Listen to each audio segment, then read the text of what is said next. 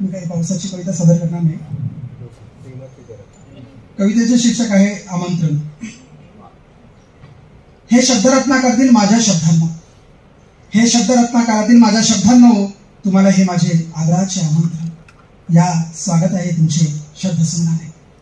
आमच्या मनोविश्वातील विचारांच्या दालनात अन्यायाची, दुःखितांची, पीडितांची व्यथा बिरबिटपणे मांडायला. कवितेच्या रूपात, कवीच्या हातात, कलमांच्या प्रवाहात, प्रत्येक क्षणी, प्रत्येक प्रसंगी, प्रत्येक दिशा. तुम्हीच आहात एक शब्दरूपी कविता. तुम्हीच आहात एक शब्दरूपी कविता, जिच्या माध्यमातून मनोभाव व्यक्त केले हजारो कवी लेखकांनी. आपली अंतरंगातील आर्दात ऐकून आणि समाधानी झाले पुस्तकांच्या स्वरूपात, जीवनाच्या टप्प्याटप्प्यातील प्रवासाला शब्दबद्ध करून.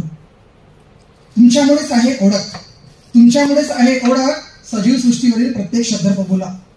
तुमच्यामुळेच आहे ओळख सजीव सृष्टीवरील प्रत्येक शब्द प्रभूला.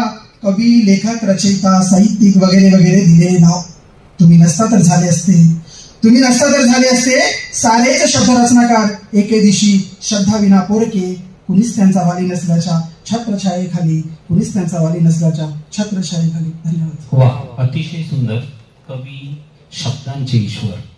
अतिशय सुंदर मार्मिक असा भाव सर्व कवींबद्दल व्यक्त करताना महेश अतिशय चांगल्या रीतीने व्यक्त झाला. त्यांचा सन्मान माननीय नगराडे सर हे करतील अशी त्यांना विनंती करतो.